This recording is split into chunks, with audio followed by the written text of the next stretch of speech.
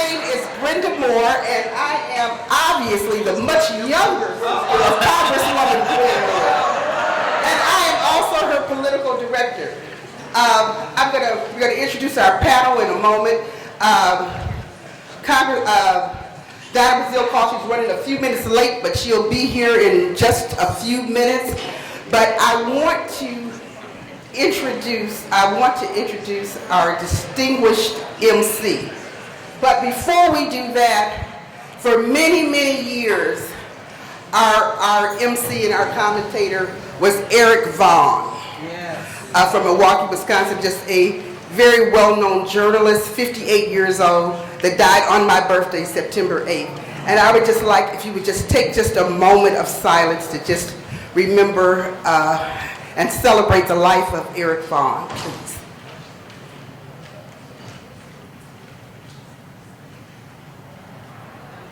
Thank you so much. And since we're celebrating, let's just give him a hand.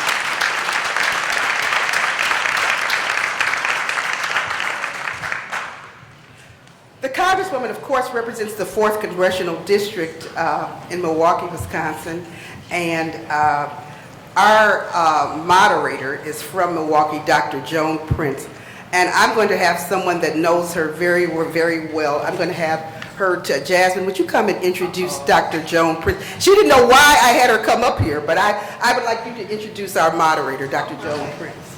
Wow. What a tremendous honor being bestowed upon me this morning. Well, good morning, ladies and gentlemen, and don't you look absolutely beautiful today. It is an honor and a privilege to be here to join you as we are here for Sisters Only, our established and distinguished U.S. Congresswoman Gwendolyn Moore's panel discussion this morning. Can we give her a round of applause, please? Thank you so much, Congresswoman, for hosting us and representing us well here in Washington. Well, I have the opportunity to introduce our moderator this morning, Dr. Joan Prince, Vice Chancellor of University of Wisconsin-Milwaukee. Our relationship goes far deeper than I can even really articulate words to say. She is the most humble, selfless individual that I've ever come across. You know, growing up in Milwaukee and being one of absolutely almost everything, everywhere you go. I know some of us here from Milwaukee still get the, is there black people in Milwaukee? So no matter growing up in Milwaukee and being and seeing global organizations headquartered there, being a little girl looking for those esteemed women to look up to that look like you. But even beyond that, having several of examples to look up to, but to aspire to be, and having one of them and one of many, but this one in particular, who goes over and above and beyond to still reach back and give back and invest. So it's one thing to have someone to look up to, but it's someone to have to take you under their wing, to cultivate, to see the potential, not be intimidated, but to open doors, kick doors open, and sometimes slip you through a window if need be.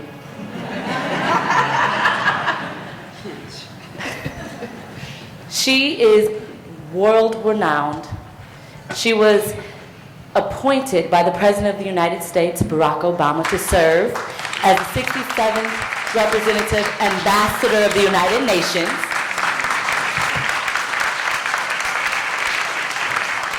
Serves on the National Board for Delta Sigma Theta Incorporated, Sorority Incorporated. National Board Member for International Trends for The Links Incorporated. The titles and the accolades go on and on and on, but at the end of the day, she's a real sister from Center Street in Milwaukee, Wisconsin. And I have the honor to bring her up to the podium, but I would be remiss if I didn't take this opportunity to say thank you. Thank you for all you've given, thank you for all you've invested, and thank you for all you have poured into me. And you guys get to share just a little bit of what I am able and blessed to experience on a daily basis. None other than Dr. Ambassador Joan Prince.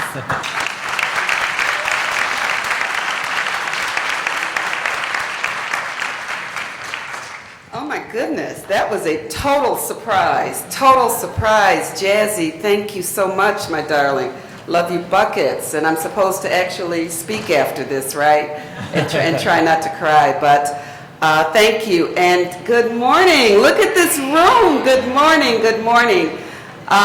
Yes, we knew particularly in this crazy election time, counting down, that this room would be packed, should be packed.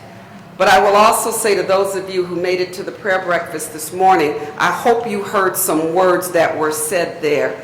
You know, what is it? Do you have good religion, or is your religion good for you? So if I could somewhat mimic the words of our president and say, don't boo, go vote. Go vote and take somebody with you to go vote. So that's the kind of setting we are in this morning, and hopefully the discussions, the back and forth will not only make you say amen, let's do it, but we need some action. We need action around this. We have, I think it's about 52 days and counting until the election. So it's not about those of us in this room, because my gut tells me that you will vote no matter what. But we're going to challenge you to get those who ain't thinking about voting to get up and take them to the poll in any way that you can. Let me give just thanks for an individual.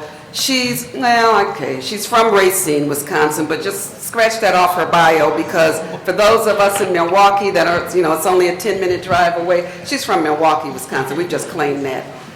But this is an individual, when you talk about greatness, when you talk about doing the work that God puts you on earth to do, when you talk about someone who gives you fill in the blank, about people, who works at the grassroots level, who could care less what you think, but more about what you do. She is an inspiration, not only for those of us who vote for her, but for those that she serves. And trust me, she serves each and every one of you. It is not about district or about boundaries. So I always like to call her my congresswoman, because in that way I'm selfish, like nobody else voted for her but me. But I'll be nice, and I'll say your congresswoman and our congresswoman from the 4th Congressional District, Milwaukee, Wisconsin. This is Congresswoman Gwendolyn Moore.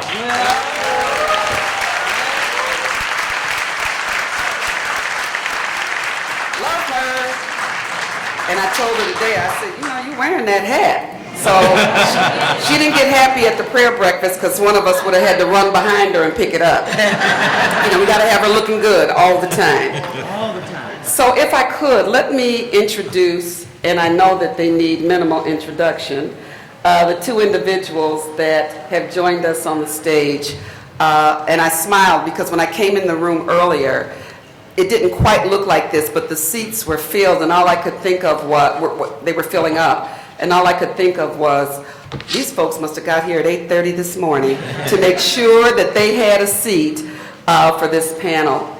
And what I like about this, as I'm looking around the room, is that it's true to the title. It's not for sisters only. Sisters, we can't do anything without our brothers. Okay, that's not the goal. We don't want to do it that way. We need to be units. And so I hope you listen today with open ears. Look at them come in. Come on in. You may have to stand, and maybe somebody in will let you swap seats after your feet start hurting. But I hear they're bringing more chairs in, so please come forward. Let me introduce someone who, actually, the other individuals on the stage don't really need introduction, but we're going to do it anyway for you. This is an individual that, whoever you are, you stand proud. We stand proud as an African-American female, those from the African diaspora, because when she's on stage, I don't care where I am. I stand up straight. I start patting my hair to make sure it's not out of place. I lean into the television or to the radio or wherever she is. I'm going to talk a little bit more about their bios. I'm going to weave it into our discussion today. But all I can think of every time I see her is that she is an author, she's an academic, she's a grassroots person. She takes no crap off anyone. She holds her own on these discussions. And you know, we're screaming in the television, you go girl, don't take that mess. Don't take that mess off there. You know we do it.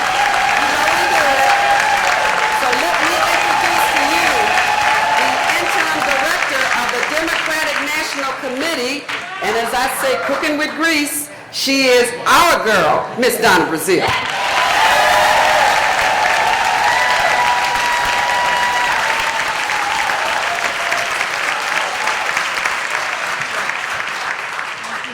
Absolutely. Good to see you. And so let me introduce the brother we have up here who, I love it. I just love it. So I was reading through his bio, and I have to tell you what he said to me. He just looked at this. He said, there are only two things that I just, you know, if you have to say something, there really are only two things that you might want to say. And I love people like that because that lets you know they're real. Because I have had someone who told me to read their whole bio one time, and you can imagine how I responded to that. But let me just say this. This is an individual, if his name doesn't flow off your tongue regularly, today's the day for you to start making that happen. And particularly for our young males, this is the name that needs to roll off of your tongue. Someone who is doing what needs to be done in what I call at the policy level. The individual who tracks and follows the data and helps you understand the importance of the data. We're going to talk today because I want to get down. People don't even know what the Electoral College is, and they think, you know, one vote means I cast it and that's it. They need to understand process, and that's why I really enjoy this gentleman. What you need to know is that he served as the poster for the Democratic National Committee under then Chairman Howard Dean. And then this made him the first, and you're going to have to help me with this because I'm still struggling with using the term minority. I just don't quite get that. But actually making him the first person of color to lead in that role for either national party. It doesn't really matter. But I also need you to know that he walks the talk and he practices what he preaches because he also worked on not just the 2008 but the 2012 campaign for President Obama and did his work in reaching youth and voters of color. So I need you to, like I said, make sure his name rolls off your tongue because this is going to be a great discussion and he adds a lot of power to this discussion, and he is Mr. Cornell Belcher. Welcome.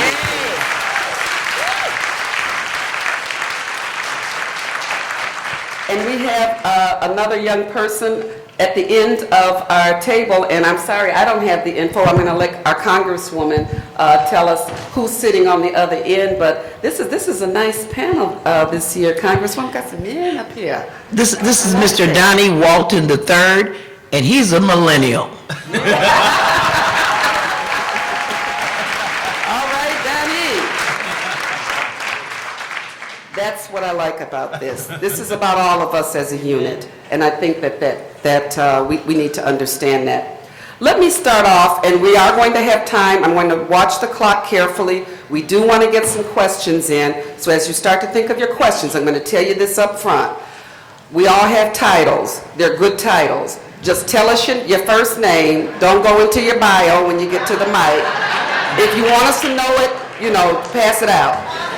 And then ask your question. This isn't your opportunity to do a dissertation. Get to your question. Would you do that for me? Okay, great. Thank you. So I'm going to ask our Congresswoman to open this up, and then we're going to just go down the line. And Congresswoman, and excuse my language here, but this presidential election, what the hell? What the hell? Help us with this. Thank you, Dr. Ambassador Joan Prince, and thank you so much. I am always so excited to come to the Congressional Black Caucus and to especially see my brothers and sisters from Wisconsin, but always happy to share this experience in this space with people from around the country, and especially those residents of DC and Maryland and Virginia. There's one thing about it: if you don't have hundreds of dollars to spend going to the dinner or whatever, you can always come to this space and join the conversation free of charge. This is what I love about this meeting.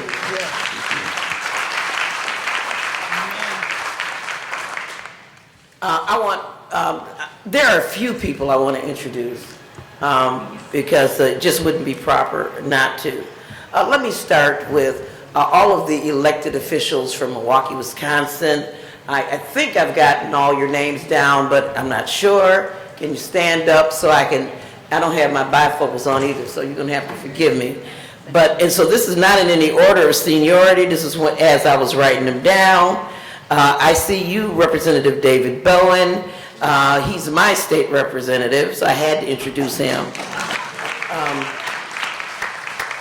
Alderman Khalif Rainey. I saw, there you are, Alderman Khalif Rainey. Used to be part of the Moore team. I guess he got tired of working for me and went on and got elected to alderman. We have Alderman Russell Stamper Jr. with us, known him all his life. We have County Supervisor Saquana Taylor. I saw her. I know you're here, Saquana, because I had breakfast with you a few minutes ago. The Alderman Emeritus, Willie Wade, is right here on the front seat. There's some guy, what's his name? Supreme Moore Omokunde, Milwaukee County Supervisor. He's my county supervisor, so I have to acknowledge him, and he's also my son. Did I forget any of the Milwaukee elected officials? Please forgive me if I did. Okay, so we have other elected officials here as well. My good, beloved friend, former state representative, member of Congress, and ambassador, Diane Watson from California.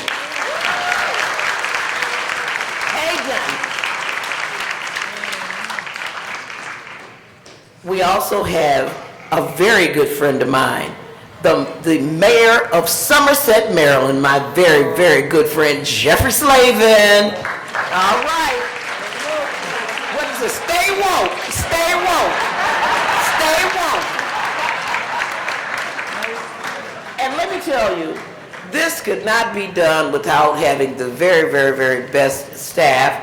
And I want to first introduce my political team. My political team is, you already met my dear political director, and I say that's more important than her being my sister, because I had 8 brothers and sisters, and none of them could do this except Brenda. Brenda Moore, Maxine Waters says, I got 13 brothers and sisters, and I would trade half of them for one Brenda. Oh my God. State Representative Mandela Barnes, and he lives up to that name. I also want to introduce Chris Troll. Where are you, Chris? He's probably outside. Everybody knows Chris. Chris, that's the truth, right? Chris is so friendly. He's my finance director. He will call you. And if you don't call him back, he's patient. He'll call you again. He likes to send you emails. And if you don't email him, he'll text you. He's just the friendliest person I know. And guess what? He wants more friends. So if you don't want to be Chris's friend, don't give him your information, because he is definitely a networker. Thank you so much, Chris Troll. Yolanda Faulkner, she's probably outside too. These are just hustling people. They can't even take their bows. They're so busy. Yolanda Faulkner owns her own company, but she started out working with Chris Troll and has gone on to be one of the very few African-American women who is into fundraising, and she is excellent, and event planning. Let me introduce my congressional team. This is Saturday. They're all off. They don't have to be here. but guess what? They are here. And let me tell you, I just hate to brag, y'all, but I got the best staff on Capitol Hill. I really, really do. And those of you in Milwaukee know this. Let me introduce to you my Chief of Staff here in D.C., Ben Ta. Where are you, men? He's somewhere. Is he outside? Okay. Shirley Ellis, my District Director. Y'all all know Shirley. Look, she's outside too. Chris Goldson. Any of you ever got a letter from Chris Goldson? If you ever ask a question, you got a letter from Chris Goldson. I know it took you 2 weeks to read it, because he's very, very thorough. He's a senior legislative assistant, and I just want to thank him. Tatiana Calderon is here with us today. She is our legislative assistant. She deals with healthcare issues. Tatiana speaks fluent Spanish, brilliant. She also, when you see me tonight all fixed up, it's because she's going to make me look good. Ismira H. Many of you know Ismira H. She's from Milwaukee. Stand up so we can see you, Ismira. Ismira H. is a legislative assistant, and she works on education issues, women's issues. She also works with Chris Goldson on many international affairs, a portfolio, and I'm really, really pleased that she is here with me today. Who did I forget? Nobody. Nobody. Do you want me to stop talking? No. Okay, and last, Donnie Walton III, we're going to hear from him. He is someone that I met in the course of hanging out. And I just think, and who is he? He's a random millennial. The kind of person that we're going to have to reach in the next how many days? 52. The next 52 days. And he believes that he has a word for the millennials, and we're going to get that curve. We're going to all get it at the same time. I ain't heard it yet. And so with that, I'm going to sit down and relax. I've already kicked those high heels off, Brenda. Okay, so we can thank you, Congresswoman. So I'm going to just start this way and go down the table. And I'm going to ask each of you to take 3 to 5 minutes, whatever you need, and just help us. I mean, my question, I think I might have said it in jest, but I truly mean that. This election year, what Wait a the minute, hell? Joan, stop. I did forget somebody. Come on. Oh, no, you can't forget anyone. That's not a good thing. No. Look, I missed a couple of people. First of all, I want all y'all to just say your name loud. Out loud now. Okay, so all of y'all been acknowledged. Don't say I didn't acknowledge you. Okay. But one person I absolutely have to introduce. Stand up, Maria Hamilton. Y'all all know Maria Hamilton. She is one of the mothers of the movement. She travels all around the country with Hillary Clinton.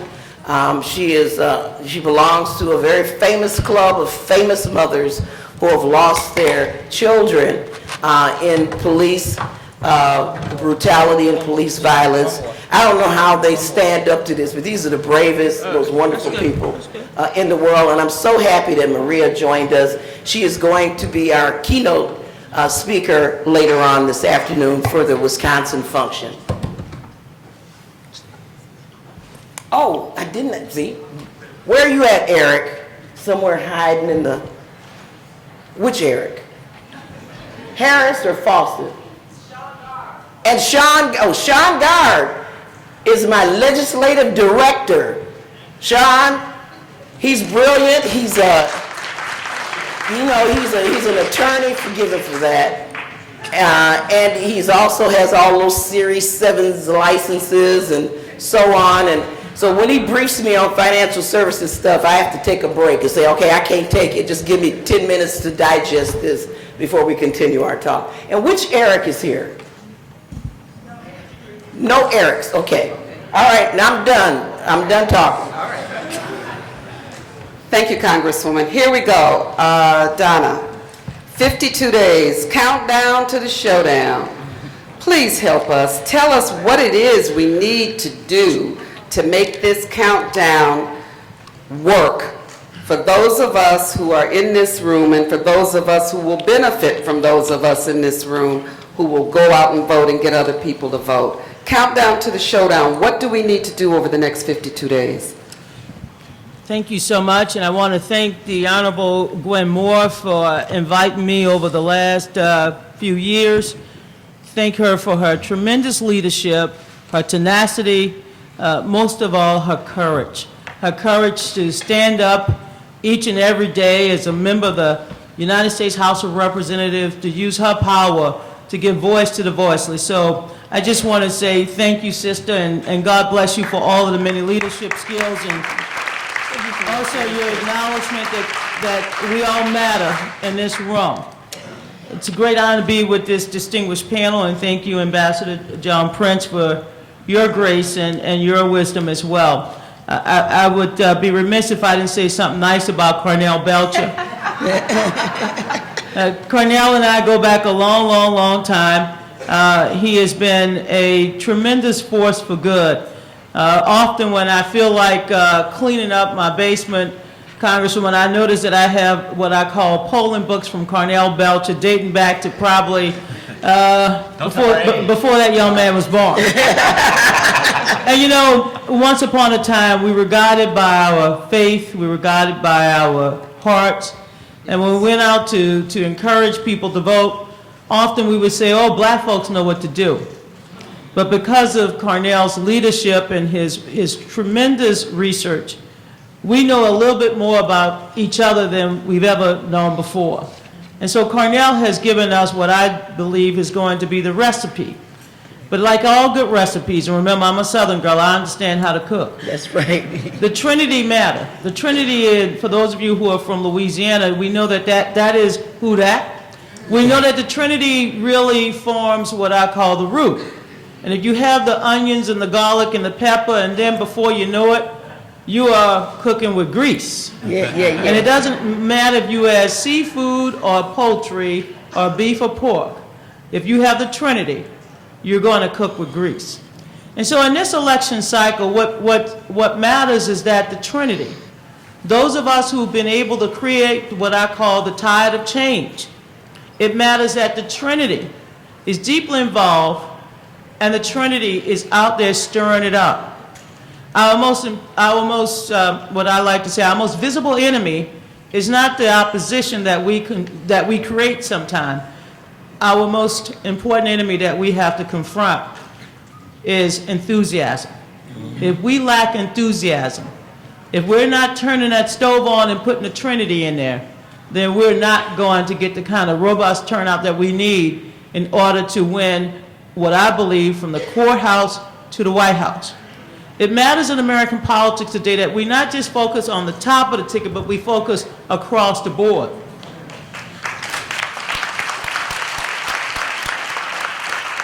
And it also matters that we season this election with our own sauce.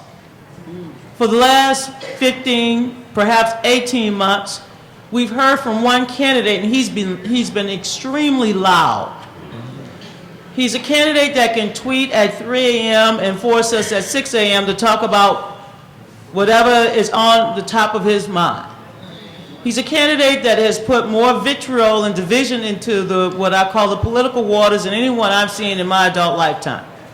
And yet, it is not his message or his demeanor that bothers me. What bothers me is our reaction to him. What we have today in American politics is the majority of voters appreciate the values that we have brought to the table, the values of justice and equality for all people, the value of lifting people up no matter where they live, their zip code, the value of providing opportunity to all citizens, not just a few. And yet we have lost that narrative. We've lost that story. And as a result of it, we are now in this, what I call, impossible place where someone is turning off our stove at a time we should be cooking with grease and burning up the pots. Yeah. This is our election to lose. When 98% of black women decide that they're going to support Barack Obama, he wins not just once, but twice, with over 50% of the vote. When 82% of Latinas decide that they're going to support Barack Obama, he wins not one, but 2 elections with 50% of the vote. And so, for those of you who are bothered by what Donald Trump says today or tomorrow, you have given him your power, you have given him your energy, you have given him your narrative, because it is your votes and the votes of our millennials and others who are going to determine this election if you don't let nobody turn your heat off. Yeah. I'll say this. I was a little late because I'm an organizer. I left who I became to go back to who I really am. And why am I willing to serve as the interim chair of the Democratic National Committee? For those of you who want to, and I'm going to stand up and say this. Can I say it? Yeah.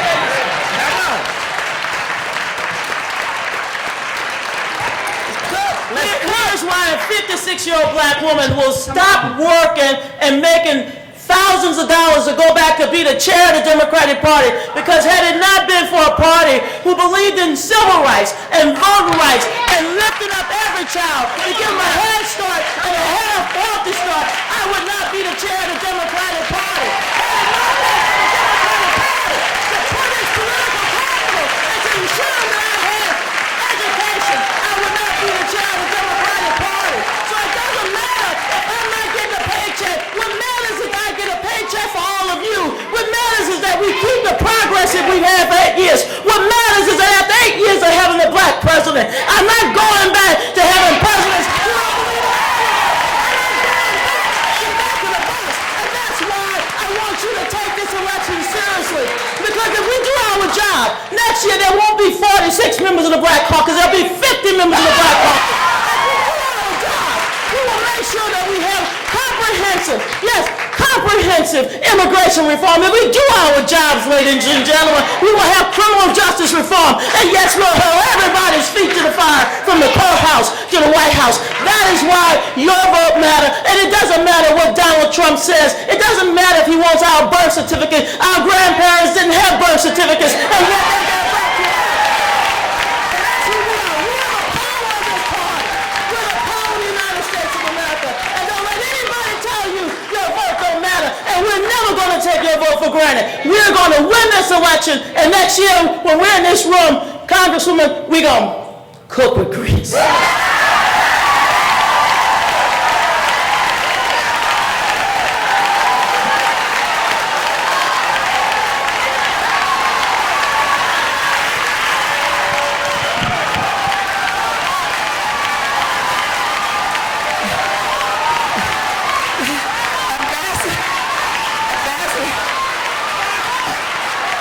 Will you yield?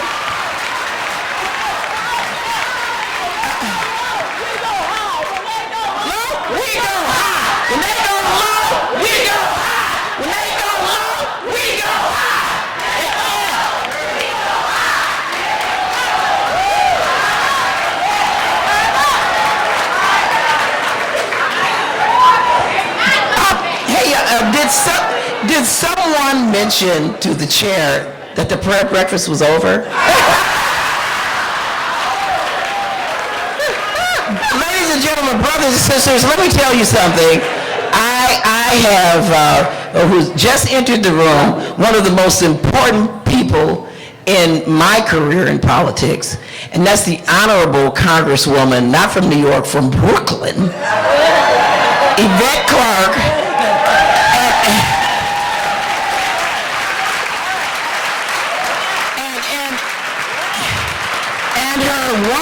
Wonderful mother who paved the way as the first African-American on the city council, Caribbean woman on the city council that led the way. I'm stunned she doesn't have a hat on I could steal today.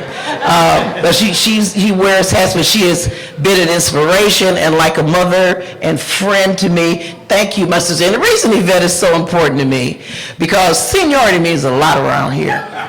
And she right behind me. And I always say, watch my back, Yvette. Thank you. She always got my back. So when they go low, We go high. we go high. And we're not going back. We're not going back. We're going to chant that before Yeah, we so leave. let's be clear about that. So I'm looking at Cornell, and I'm saying we're fired up, 52 Ready to days, go? ready to go, 52 days. We're keeping in the back of our mind, we got work to do. This is not going to be an easy journey to the polls. Talk to us, give us numbers, give us data, tell us what's on your mind. We've got to get folks as fired up as they were a minute ago, but to keep that fire burning. We've got another 52 days to go. Talk to us. Well, first, thank you for inviting me. I'm honored. Congresswoman, thank you so much for having me. Can you come? I think they want you to come to the podium. You want me to come to the podium? if you could. Is that a little easier for you to see in the back? If you would, thank you. As always, thank you, Congresswoman. I appreciate it. Ambassador, thank you so much. My pleasure. Joan, please. My pleasure. But y'all gonna stop having me go after Donna Brazile, okay?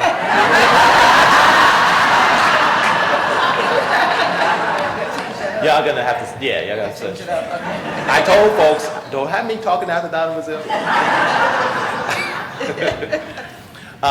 But as you can see, the chair is special, and she's special to me. And I want to give a special thanks to Donna, because truth of the matter is, I wouldn't be where I am today if it wasn't for Donna Brazile putting me under her wing and bringing me along.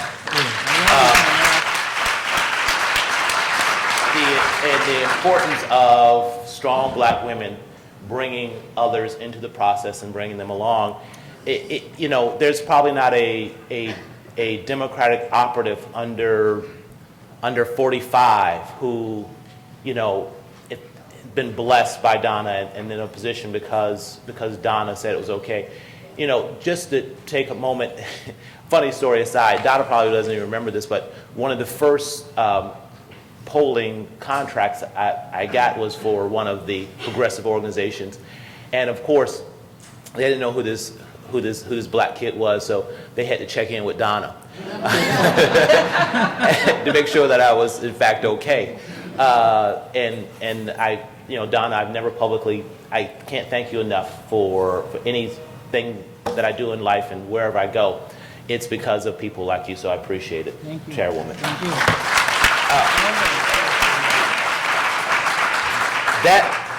That said, I'm going to borrow from one of the people who brought you into the process, and I'm going to borrow, but I'm going to slaughter it.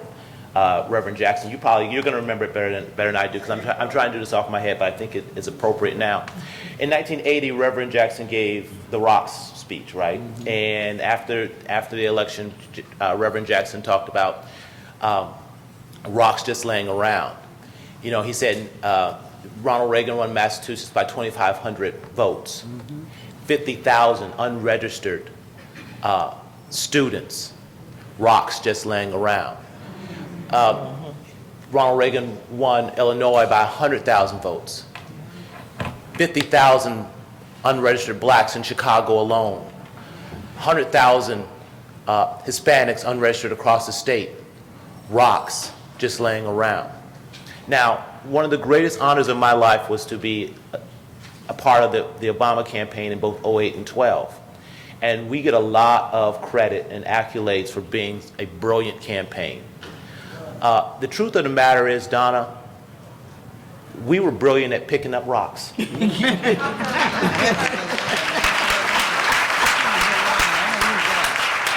All we did, Donna, was pick up those rocks laying around that Jesse Jackson told us about a couple of decades ahead. Right. And what do I mean by that? I mean, and it was such a great experience being at the Obama campaign in 07, 08, from the very beginning.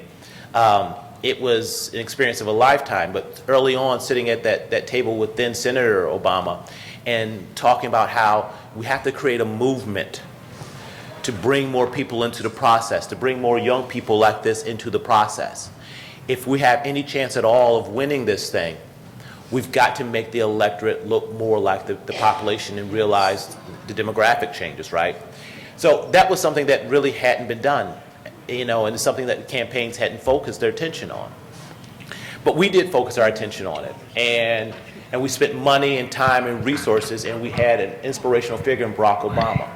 And in 2008, 11% of our electorate were new voters, were people who had not voted before, people like the gentleman here on the end, who hadn't voted before. 11% of electorate, having 11% new electorate is an incredible thing. It does not happen, right? And so we had an electorate, and 62% of those new voters were in fact under 35. In 2012, they said we couldn't do it again. In fact, we did it again on the way. Someone who looks like you, Ambassador, was in fact the most likely voter in our electorate. That's an incredible thing, right? And so understand that the power that you have, and we're in family here, but I'm not ashamed to say it, that Barack Obama is the president because of black power. Wow. He is president, and to get more specific, he's the president because of black women power, right? The gender gap in this country, which a lot of progressive organizations talk about, but the truth of the matter is, Barack Obama didn't win white women. Democrats, we haven't been winning white women. The gender gap in this country is driven by you, by people who look like you, by black and brown women over-indexing. Okay, what does that increase in the electorate looks like? 43%. That's the percentage of the white vote that John Kerry got. You know what percentage of the white vote Barack Obama got? 43%. In 2008, that was at a high. In 2012, we got 38%. We haven't been winning more white voters, and one of the interesting things here is if you go back to signing of the civil rights legislation, was the last time that a Democrat won white voters. LBJ signed that legislation and said, there goes the South for a decade. What he could have said, Congresswoman, was there goes the white vote for multiple decades, because we have not won them since. And this is a challenge for both us as a people, but for us as a country, is that line is going in the wrong direction, because we're actually losing more, we're not winning more white voters. I was in Paris on vacation when I found out we were post-racial after 2008. Because the Parisians would come up to me and congratulate me as an American for overcoming our racial issues. But the truth of the matter is we didn't overcome our racial issues. We were still as polarized and perhaps more polarized. What does that increase in turnout looks like? It means that Barack Obama won with 43% and then won with 38% on the white vote, which had never happened before, majorities. How did he do that? He did it by winning over 4 million more African Americans. He did it by, in a state like Ohio, we went from 12% of the electorate in Ohio to 15% of the electorate under Obama.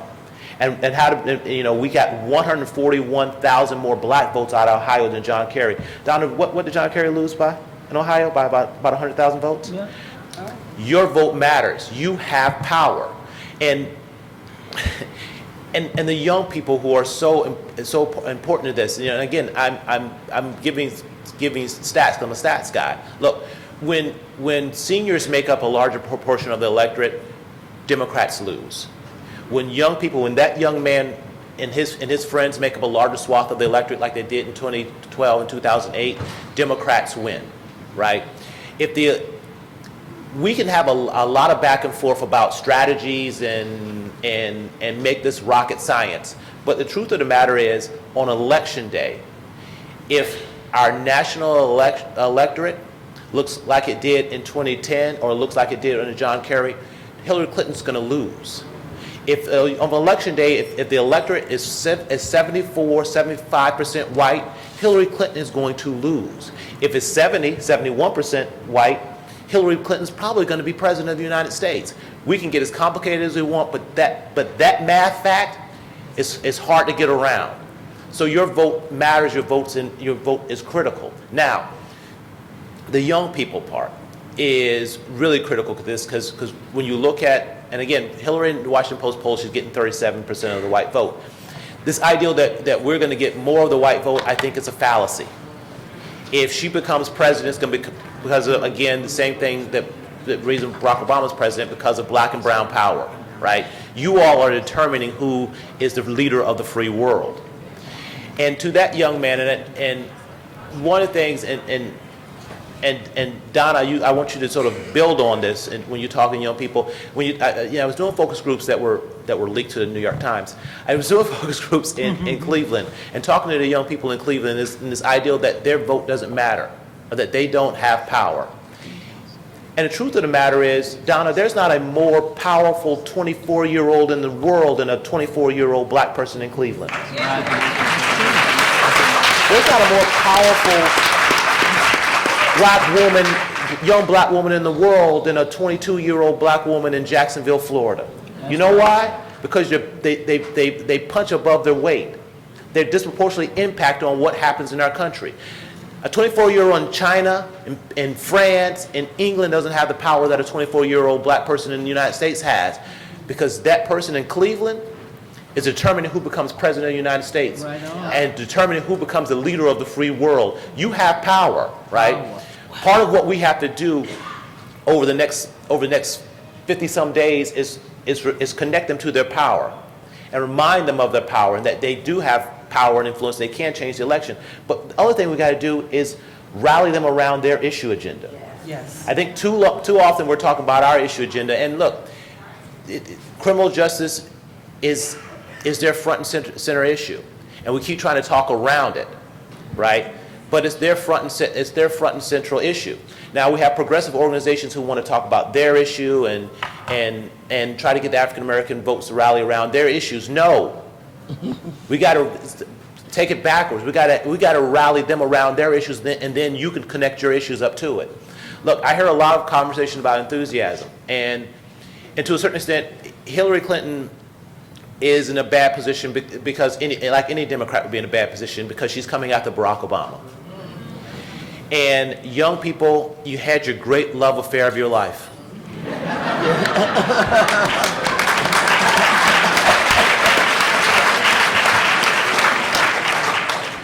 You know, Donna will always have South Carolina. But what is it? You know, your love gives me quite a thrill, but your love don't pay my bills.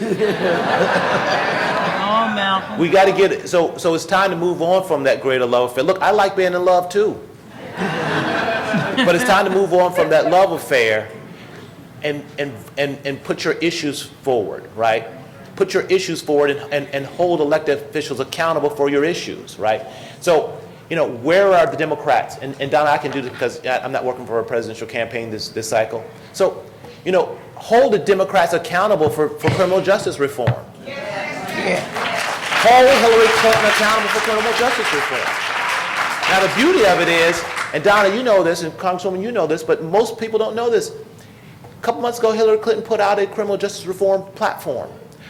Most of us have never heard of it. Certainly the young people I've talked to haven't heard of it. But you know what? If you look at that criminal justice reform platform, it looks exactly like what Black Lives Matter is asking for. And I showed this to them, and they were like, who put this out? NAACP? No, Hillary Clinton put this out.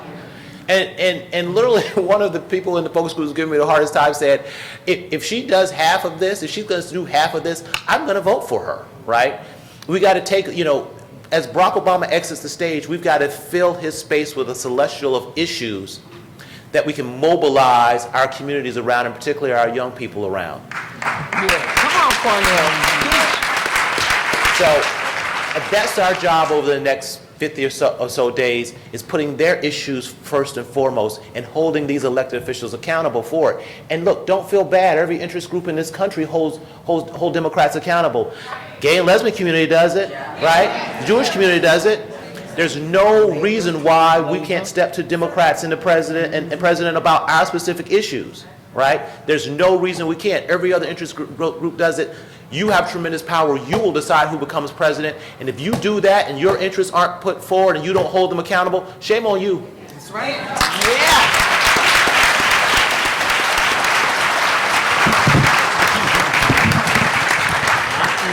Wow. You know what? We're going to have a real good discussion. I keep interrupting because we have luminaries continuing to pour into the room. I don't know how in the world I forgot this particular person from Milwaukee. We have a dragon slayer in the room. We have a common council in Milwaukee with only one woman out of 17 on it, and this young woman is the only person. We only had one. Don't be corrected me, David Bowen. We had one woman on the Common Council, and this young woman came, and she was the only person in this election cycle that defeated an incumbent. She is a dragon slayer, older woman, Shantia Lewis. Stand up and let us show you some love.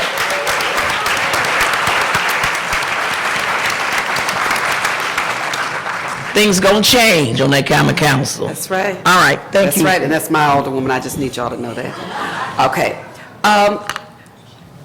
Donnie, I, like many of you, we were at the town hall meeting earlier this week, and this is just Joan's opinion. I have to say that sometimes we don't listen well to millennials when they speak. I think it's the parent in us that comes out, and we're trying to get them to understand that at some point back then we were actually 30, we weren't born 60, we were actually 30 years old. But we can say to you honestly that when I was 30, I had the same fire in me, and I would always tell my dad, okay, Daddy, you're listening, but here, let me help you look at this a little bit differently. So we need you to talk to us. We need you to challenge us when we don't hear your voice. And we need you to hear our voice so that we can join hands and make a difference together. But please talk to us. Tell us, we have 52 days. We have to bridge whatever gap the family has. And how do we do that in 52 days? How do we mobilize millennials? How do we join hand in hand with you to do that? Talk to us. And if you wouldn't mind, if you would bring everything you need and just come on up here. I just want to be respectful of the people in the back. It's a little hard to see when we're seated. All right, young man. All right. Come on, tell us. How y'all doing? I want to introduce myself. My name is Donnie Watson III, 25 years old, from Inglewood, California.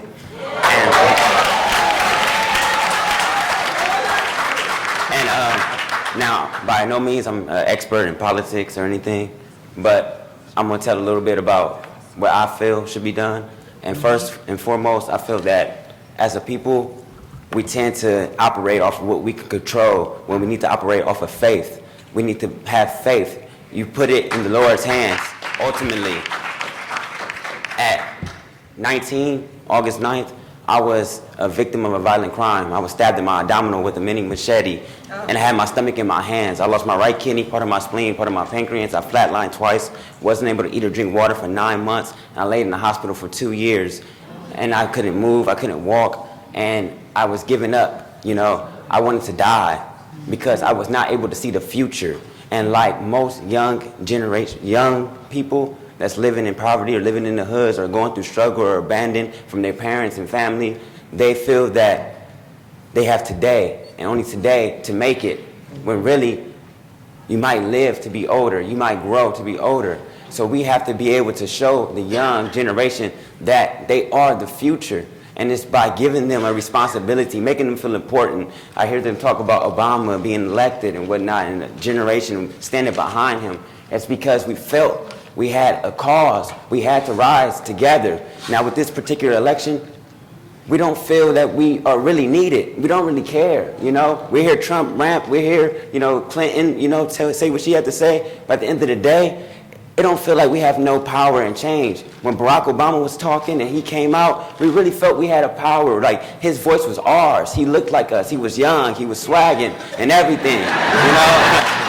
And I feel that if we begin to give the young and even down to 13 a responsibility, obligation, make them feel important. That's all we want. Most kids go and join the streets because the OGs and the old heads, they make them feel important. They listen to them so they can use them.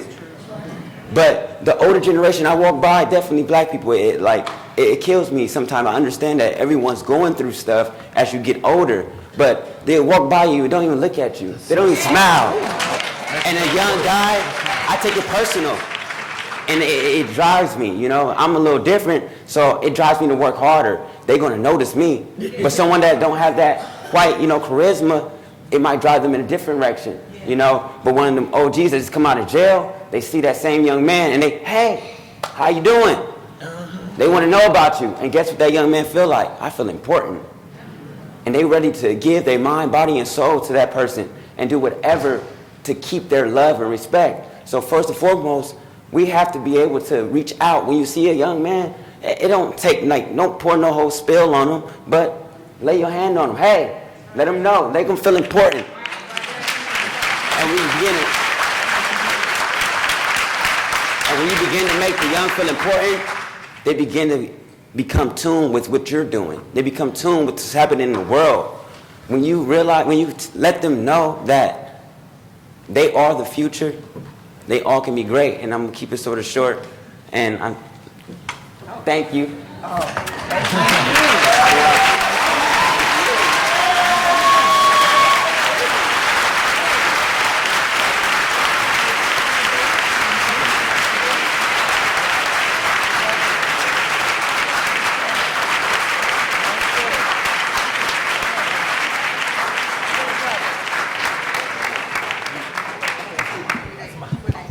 You all tweet that you met, Please. you met this young man, Mr. Donnie Walton III. Yes, yes. Sometimes what comes right out of your heart is what you need to step back and we need to listen to. So I hope you heard him, and stay there because we're going to do some back and forth. But as we do that up here quickly, I'm looking for 10 individuals to line up for 10 questions. That's what we will take. And as I said earlier, you don't need to raise your hand, just hop in line because somebody in front of you gets to, and start up here. But let me say this, if you weren't in the room earlier, let me say two things that we don't need to hear. Giving all glory to God, we've done that. We don't need you to start with that.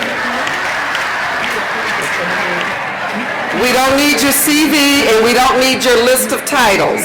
Your name and your city will be just fine, and then I need you to answer your question briefly.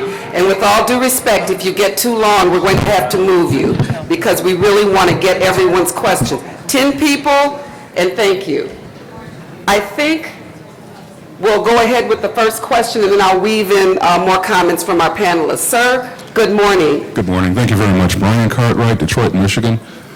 Panel, respected panel, Yes. our hero, Donna Brazile. Yes, sir.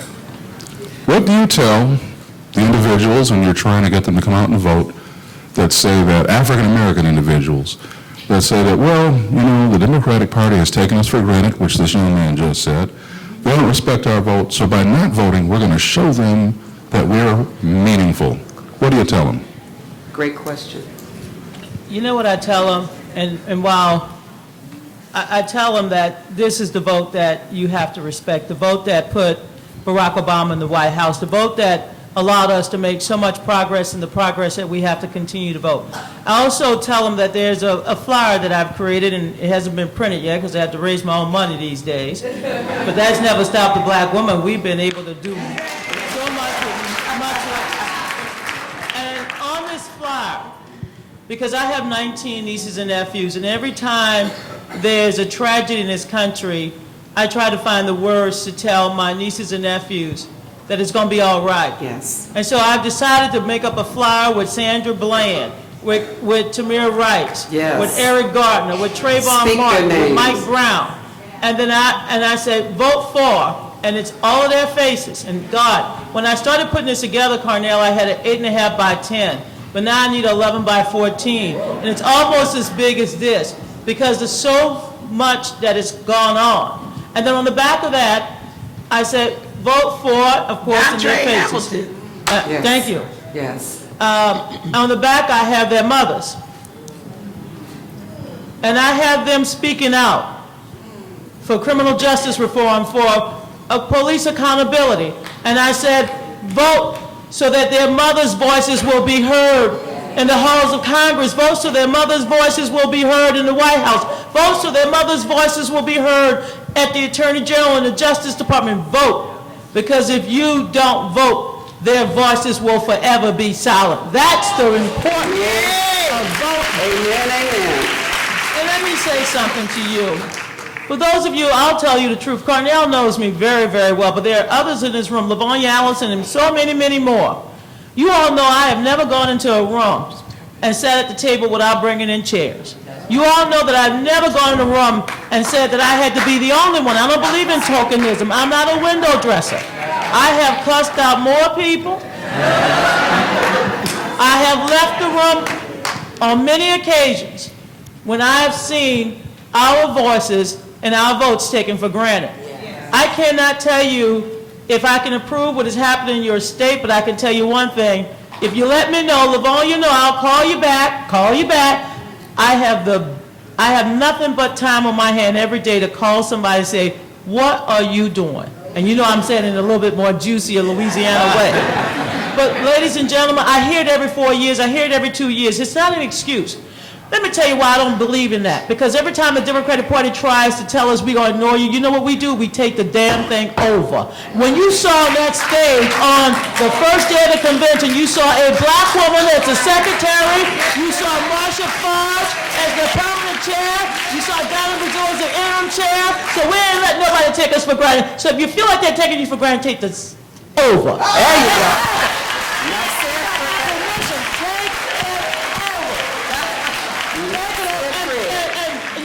Last week because I didn't have enough, so I did this. I said, print it. Authorized by the Democratic National Committee. Print it. So stop acting like we have to wait for permission and get somebody to give us some money.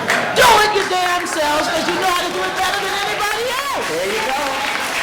Enough said, enough said. Your question, please. Yes, my name is Edwina Ward, and I'm based out of Fort Lauderdale, Florida. And my statement today is that I'm very disappointed in the Hillary Clinton campaign, simply because when President Barack Obama was elected in Nashville, Tennessee as a student at Fisk, I rallied Vanderbilt, Fisk, Tennessee State University. We had a parade, an early voting parade. I had something physically in my hand to give to people. There was paraphernalias, there was energy. The Hillary Clinton campaign, I'm in Florida, they're not engaging us enough, and I feel like it's a staff thing. It's a leadership thing. The message needs to be sent from the team to get out, because Hillary Clinton cannot do it by herself. We understand that. But to include young people, which I'm very passionate about, I think the staff need to understand the value of people who want to volunteer, who want to give back, but of course, they're not connecting with us, and I don't appreciate it. Let me say this to you. Sister, when we are finished, if you would come to the side here and then give a little bit more information to Donna, that would be helpful. Okay? And she will, and we'll take care of that at that point, and then we'll help you. Sister girl. Hello, ma'am. Here, fill it out and give it to me. There you go. Thank you. Next question, please. Thank you. She actually took mine because I'm from Harris County in Texas. Okay. And it's the same thing in Harris County, what she said. So I want to ditto what she said, so I'm going to switch another question. So, so Harris County, Ms. Brazile. My name is Wanda Adams. I'm from Houston, Texas. And you know, Houston, Texas is considered a red state. And I also serve as a vice president of the HISD school board. What can you give us to energize our young people who are at the age of 18 to vote? Because right now when you go, they're like not doing it. Thank you. Very direct. You want it? Yeah. Done? I'm going to be real brief, but I feel that to energize the young, you have to be energized yourself. And if you believe in the cause, what's stopping you from getting out, putting the shirt on, and acting as if you're Hillary Clinton? If your vote matters, if you're voting for someone, that means you see yourself as a reflection of that person in a sense. I know we have a couple of selections, but everyone's waiting for someone else to make a move when you can get out and make that move yourself. There you go. And you might seem awkward, like you're the only one, but the young see you. They might Snapchat you and tweet you, now you're going viral.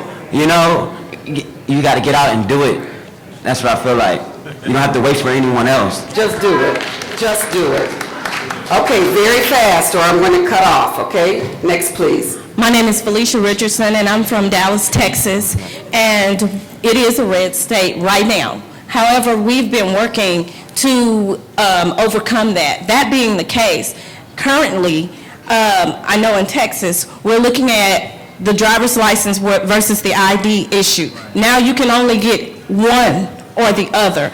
They're holding the ID until you make a payment plan for your moving violations, which is a driver's license issue. So that interrupts and hurts voter suppression because you can't get an ID that you now need along with your registration card. And so that's something I'd like to get with you guys to help address because we've been trying to make it very vocal.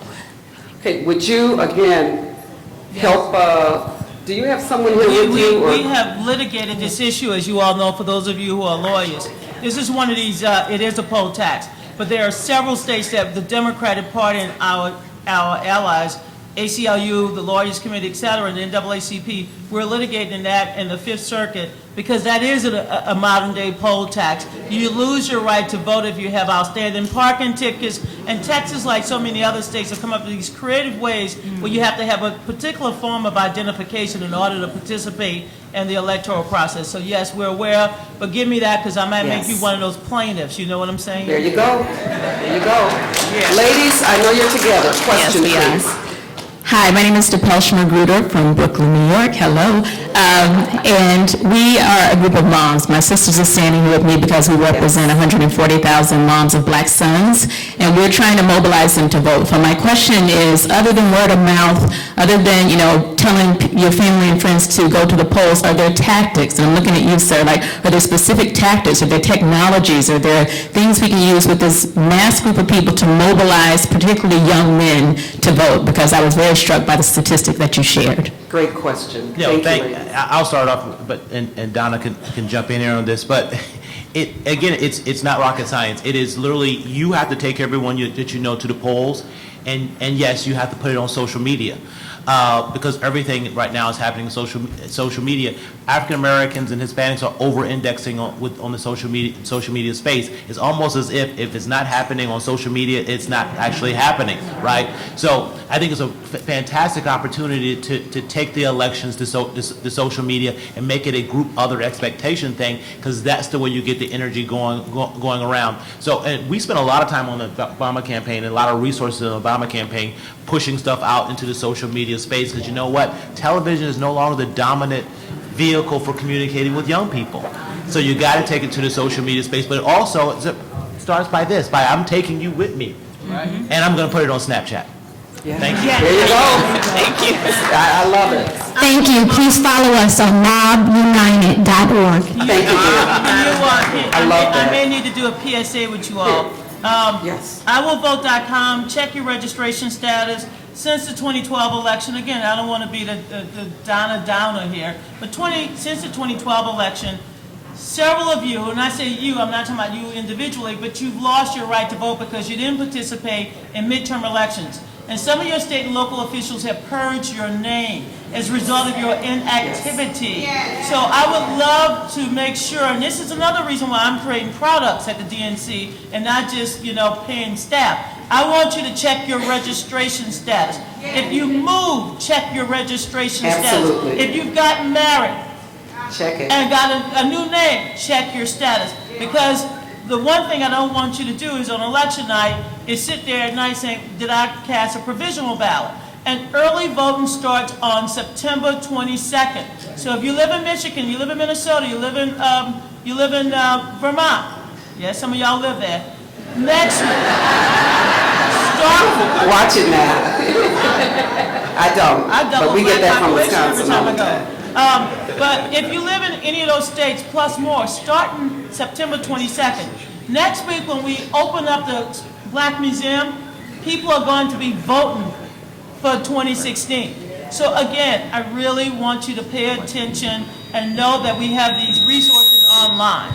Okay, next question, please. I want to try to get through those that are there. Please. Judy Brown from Chicago, Illinois. And all of you know we're going through some serious issues there. And I have a question for this younger gentleman here. We have a club group, and we really wanted to go into Inglewood and reach out to the young people in Inglewood. I'm afraid of them. And I'm embarrassed to say it. I find myself walking down the street, and if I see you coming with your pants down to here, and the thing I do, I walk across the street. And I need to address the folks that I know and stop us from being afraid of you. So what can you give me to take back so that I can address this with just the people that I know, the seniors that I know? Honest question, very honest and from the heart. Donna? I mean, Thank you for asking. I feel that personally, when I was in Inglewood, I used to be scared too, and I hung out with them every day. But when I laid in the hospital bed after I made my recovery, I almost died, and I almost died with no purpose, no passion, and I didn't believe in God, and I didn't have faith. And now I feel I have a purpose. I'm still searching for it, but I'm seeking it. I'm putting myself in position and out there around whoever. I was in Southeast Gardens in D.C. telling my testimony to about 80 project kids. None of them know me. I see them passing around guns and everything. But I allow my faith to keep me there. I know God is not going to let anything happen to me. And if he does, then it's meant for me to go. You know? And it's about being smart too. You know, you don't want to just put yourself around when they all grouped up, but pick them off one at a time. Because most kids are scared. They want another way out. But like I said, they already have elders that they feel obligated to. So now you have to get them one at a time and begin to do for them so they begin to feel obligated to you. I love it. Thank you so much. Next question, please. Thank you. Can I just interject one thing? Now, you know what? There's something that's very important for you all to know. I did not hear Donnie's story before he articulated it here. Yeah. You know, he did what he said, that he was going to use his presence to create an opportunity. You know how many thousands of people I have met this weekend? But I invited him to come sit up here. And that's what he's saying. You got to do that. Absolutely. You got to insert yourself into the picture. Absolutely. Thank you for doing that. And look where you ended up, Donnie. Next question, please. Hello, everyone. My name is Linda Perkins. I'm in the area here, and right now I'm advertising that I'm an urban voter. Okay? And the reason why I say that is you're a what? An urban voter. Okay. And the reason why I say that and about having a passion for voting is that each year or each presidential cycle, we repeat the same steps. We wait until 52 days before the election to say we need to register to vote. And when we do that, one of the things that we've lost is all the time in which we should be registering to vote all the time. We cannot take... Give me your question. Okay, I'm sorry, I didn't want to speechify. No, My question is, how do we begin to reshape ourselves to understand that voting is not a pastime, it is all the time? And how do we begin to implement within the DNC and other places how we can register to vote all the time? Very good question. Good question. I'll make it simple. Over the last year, as the Vice Chair for Civic Engagement and Voter Participation, we've been encouraging governors and secretaries of states and others to make voting more accessible so that we don't have to conduct voter registration campaigns 24/7. So it's the state of California, the state of Pennsylvania, the state of Rhode Island. What we're doing is making sure that people are automatically registered when they turn 18. And so that we have an automatic process where you get your driver's license, etc. So our campaign is more focused on 21st century technology where it's automatic voter registration versus these campaigns we have to do every year and a half, 2 years, using, for those of us who know, hard dollars, which should be something that we receive as a matter of birthright. We're citizens. We should become automatically registered at the 18. Amen. And at 17, we should be given, as we do in Maryland and several other states, we should be given an opportunity to start getting that ballot. So that's what we're working on at the Democratic Party, and that's what the future voter registration should look like. Thank you very much. Question, please. Hi, I'm Donna Brazile, and when I'm not Donna Brazile, I'm Deborah Nixon. And I got a little bit of a voice, and I'd like to use that voice. And I'd like to know, how do we get the party to help us collectively, nationally, to be a voice, so that we get e-blasts, so that we can post on our Facebook pages as our status for the day, so that we get positive messages about Hillary Clinton coming to us, so we can post that on our Twitter page and our Facebook pages every day, so that we network our networks in this next 52 days, so that we all can be a voice, so that we can be a part of moving beyond the shrapnel and the trash of media that's focusing on stupidity and email messages when there are issues of health care and issues of, Hillary Clinton is the lady that helped to get past the Children's Health Insurance Program. Looking at all the positive initiatives that she not only has supported as a Democrat, but help to fight for, to get other people to vote for.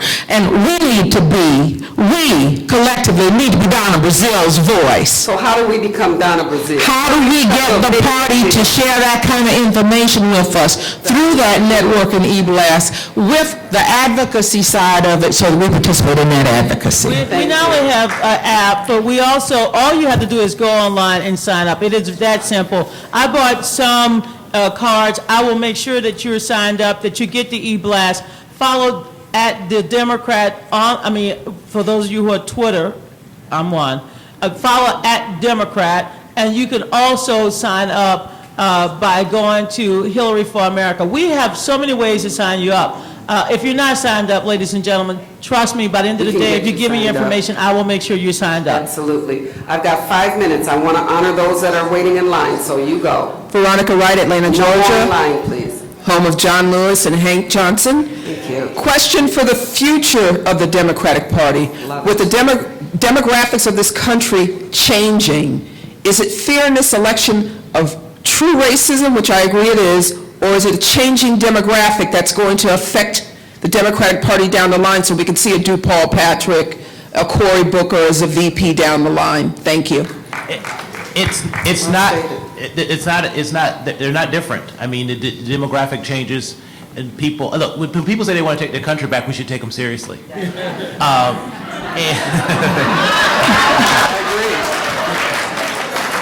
But they didn't ask me to bring graphics, but I could have brought a graphic. But this is part of the problem. Take a state like Georgia or Florida. As the minority population grows, the number of white voters voting Democrat begins to drop off. We are polarized in this country. We talk a lot about the political polarization, but the political polarization, Congresswoman, has a lot to do with the racial polarization going on in this country. And one last quick also stat here. If you take a state like Florida, this act like black people are and people of color are just a box to check off or an add-in. Half of Barack Obama's winning vote in Florida were people who were not white. So it's not a small percentage. Half of his majority in Florida were people of color, right? So we're not a box to check off or an add-in. We are it. We're it. We're it. Thank you. Question, please. Madam Donna Brazile, my name is Angela Martin. I'm originally from Charleston, South Carolina, and I live in Montgomery County. Mother Emanuel Church was located next to my grandmother's house, and I knew everyone in that church that was killed. I just want to say that I'm a genealogist, and I'm a mentor in my neighborhood. I am not a mom. But as each one teach one, I just want to make a comment and ask a question. I'm noticing in the education system, there's a big piece missing with connecting young people, that they don't understand their history. They don't understand the connections. They don't know where they're coming from. I feel that we need to go into the school system and teach people their history. I had a young man walk up to me the other day, 18 years old, and said, Miss Angela, does slavery really exist? I noticed you have a southern accent. And are you from the South? And I said, yes. And what is the Jim Crow era? Because I don't understand what that means. He's 18. People, we need to teach our children in the school system, okay? And my question is, how do we address that issue in the school system when the children are missing that piece? We got to start younger, because in Montgomery County, when a lot of us are not living there, I see people bringing their children to the poll that are 5 to 6 years old. We need to us so they can understand what voting means so we can get them to vote. Let's try to address her question and talk about understanding and passing our history down in the way it should be passed down. And would you pass the mic? Because they need to have credence to understand what voting means. Anyone like to comment on that? She actually answered the question with her statement, and thank you for that. You're right. We have to bring our kids and others to the polls, and we have to teach our family their own history. So thank you. You know, and she raised one really important point. I think so. And there are people who turn 18 every single day. For those of us who have kids in high school, it is not that hard to use your own networking. I mean, if you really are feeling real lazy and you don't want to do anything, just figure out who the seniors are and who those parents are and make sure that those kids vote. And you call up those parents and do that kind of networking. Agreed. That's low-hanging fruit. Okay, I want to get through these, so if you would say your question, pass the mic back. We're going to take the final question so they can make their final comments, please. Brenda Bunting, Washington, D.C., actually spoken word artist and poet. My question is, I have people like my son, severe ADHD. I want a side-by-side to make it easy for them. They want to know, they want to grasp the issues. They don't know the issues. They don't know how to put it together. There's so much junk out here, media, it's a blitz. So where's the side-by-side? Where's the, this is what Trump is saying about criminal justice. This is what Hillary is saying about criminal justice. This is what, Trump is saying about campaign reform. This is what, where is that? Donna, do we have more of that kind of side-by-side? Thank you for your question. Many of our strategic and stakeholders have that literature. We also have that literature. Here's the thing that I really dislike about politics, and I say this as somebody who's been involved.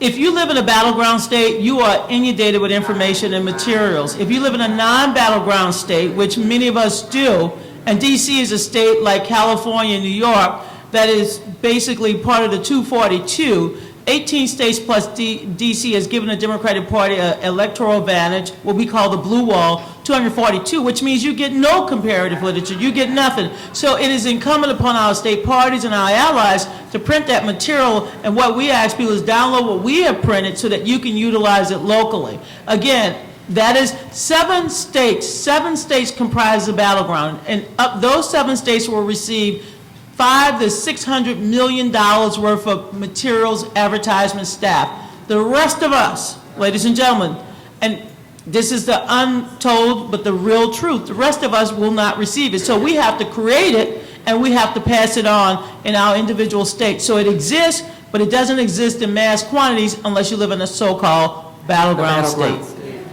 Okay, ladies, very quickly before they cut the lights off on me, Emmanuel, and then pass it back, please. Hello, my name is Emmanuel Hay, and I'm currently a student at Howard University. And thank you. I was curious, what is the initiative to come to college students? Because we get hundreds of tweets and posts a day, and so where is the personal initiative to reach out to us and really mold us, like you said, from rocks into stone so that we can come together and really make a difference in this election?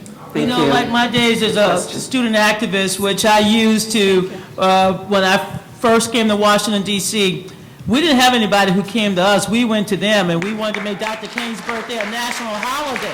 Right. And if anybody who knows the history of how that happened, we organized ourselves on campuses across this country, generated 7 million signatures, and we were the change that we believed in, and Dr. King's holiday came to be under the presidency of course, Ronald Reagan. So here's what I tell everybody in here. Raise your hand.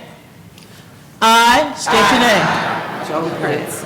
I am responsible for taking on the leadership role wherever I live, wherever I eat, wherever I go to school, wherever I work, and wherever I go to worship. I am responsible for making sure we get this information out. So help me God. So help me God. Amen. You've been deputized. Thank you. Final question, and then we're going to have final comments. So if you would, everyone please Your attention, please. Final question. Hi, my name is Nike Robinson. I'm the founder of Black Girls Vote. And in this upcoming election, we find that the young people want to get involved, they want to get engaged. But how do we form a voting bloc of black women demanding policy for African American women? Because we determine the election, but it's the issues that matter, not the people. And so right now, we're trying to form a voting bloc. In addition to that, we get more individuals or more organizations that are non-African American trying to fund us and send us money, but they want to buy us, but we're not for that. But again, it's hard for a grassroots organization such as ours to get the funding, get the support. We have 4 teams out now doing voter registration. We'll be at the Howard Hampton game today, out there getting folks engaged. We've registered over 10,000 people in the primary election, but we need resources, we need help, and we need more black people and people to support us. And so, Donna, last question, could you mentor me?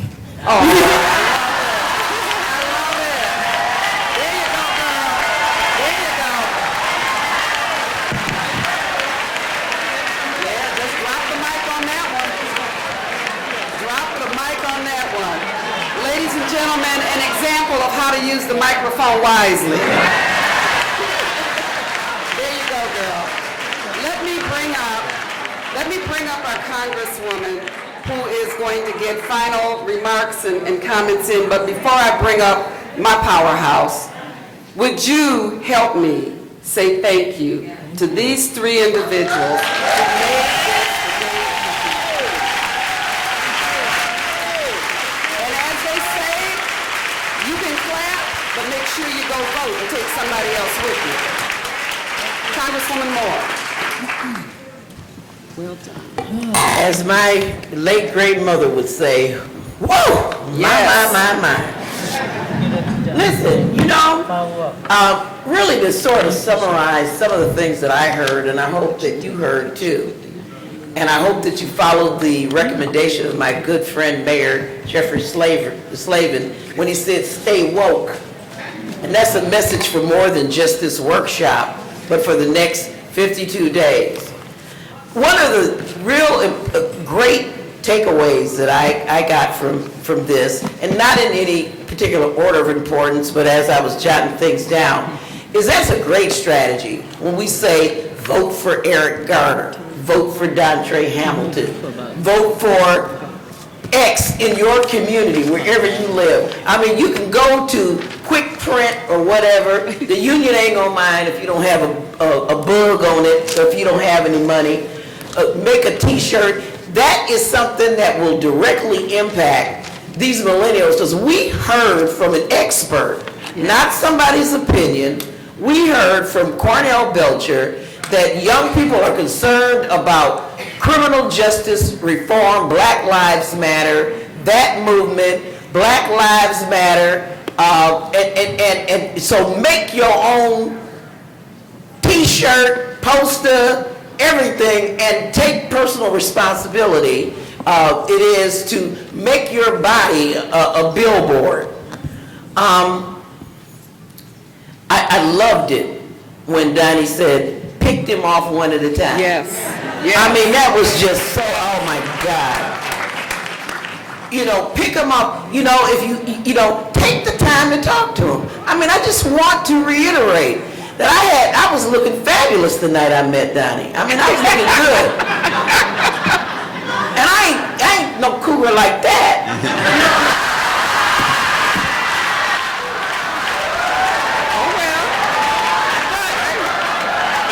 But I listened to him.